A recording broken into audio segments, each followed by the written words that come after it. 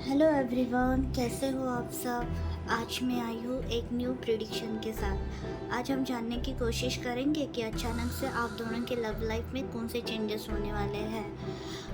मैं बता दूँ कि ये जनरल प्रिडिक्शन है। कुछ चीज़ें रिजोनेट होगी, कुछ चीज़ें रिजोनेट नहीं होगी। जो भी चीज़ें रिजोनेट हो रही है उसे रखिएगा, जो चीज़ें रिजोनेट नहीं हो रही है उसे इग्नोर करिएगा। अब आंखें बंद करिए, गहरी सांस लीजिए और अपने पर्सन को विजुअलाइज करिए और 3 टाइम्स उनका नाम लीजिए।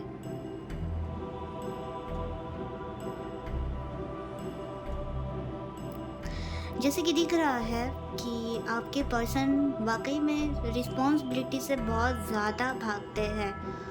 हो सकता है कि उनके करियर इशू है, फैमिली इश्यूज़ है या फिर फाइनेंशियल इश्यूज़ है।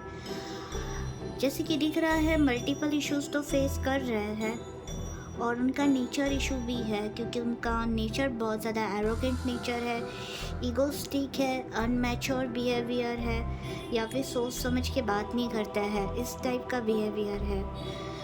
जो भी आप दोनों में ब्लॉकेजेस चल रहे थे, लाइक कमिटमेंट इशू चल रहे थे या फिर आपके पर्सन आपको करियर का बहाना देके, फाइनेंस का बहाना देके आपको कमिटमेंट नहीं दे रहे थे, आपसे सिचुएशन से भाग रहे थे, तो उन सारी सिचुएशंस को वो सारी सिचुएशन ठीक होते हुए दिख रही है। जैसे कि हो सकता है कि आपके पर्सन का नाम वी से स्टार्ट होगा, यू से स्टार्ट होगा, टी से स्टार्ट होगा, ए से स्टार्ट होगा, वाई से स्टार्ट होते हुए दिख रहा है, ए से स्टार्ट होते हुए दिख रहा है। मूलांक हो सकता है 1 number, 10 number, 7 number, 8 number, 4 number और 5 नंबर। आपके पर्सन कहीं ना कहीं जो भी सिचुएशंस आप दोनों में ख़राब हो चुकी थी, जो भी ऑब्स्टिकल चैलेंजेस फेस कर रहे थे, वो सारी सिचुएशंस ठीक होते हुए दिख रही है। बहुत ज़्यादा रिश्ते में जो निगेटिविटी थी, ब्लॉकेजेस थे, ठीक होते हुए दिख रहे हैं। स्पेशली आपके रिश्ते में पॉजिटिव चेंजेस आते हुए दिख रहे हैं। जैसे कि टाइमलाइन भी निकल के आ गई है, 10 दिन, 10 हफ्ते या फिर ज़्यादा से ज़्यादा 10 महीनों के अंदर। सो कहीं ना कहीं आपके पर्सन आपको कमिटमेंट देते हुए दिख रहे हैं, या फिर जो भी ऐसा हो सकता है कि कोई रिश्ते में है बट रिश्ते में कोई कमिटमेंट भी नहीं है, आप ऑफिशियल रिश्ते में हो ही नहीं। जैसे कि जस्ट फ्रेंडशिप चल रही है बट आप दोनों ही जानते हो कि एक दूसरे को एक दूसरे के लिए फील करते हो, लव करते हो।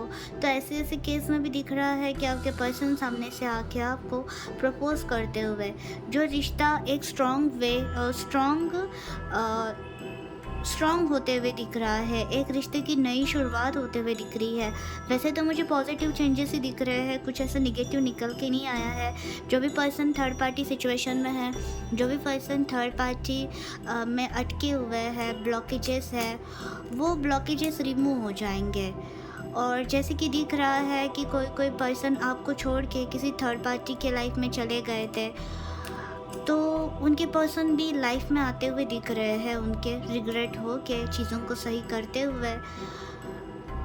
जो नो कॉन्टैक्ट सिचुएशन में चल रहे हैं लंबे समय से, सिचुएशन ख़राब चल रही थी उनके रिश्ते में, तो सिचुएशन इम्प्रूव होते हुए दिख रही है। अगर कोई मैरिड पर्सन दिख रहा है तो आपकी कहीं ना कहीं हस्बैंड या फिर वाइफ किसी थर्ड पार्टी में फंसी हुई है, या फिर थर्ड पार्टी के बहकावे में आके रिश्ते को ख़राब कर रहे हैं या फिर आपसे दूर जा रहे हैं। तो ऐसे रिश्ते में भी बदलाव आते हुए दिख रहे हैं, पॉजिटिव चेंजेस आते हुए दिख रहे हैं। जिस तरीके से आप रिश्ते को एक्सपेक्ट कर रहे थे, जिस तरीके से आप रिश्ते को सोच रहे थे, वैसे ही रिश्ता होते हुए दिख रहा है। रिश्ते में डेफिनेटली पॉजिटिव चेंजेस होंगे, पॉजिटिव बदलाव होंगे।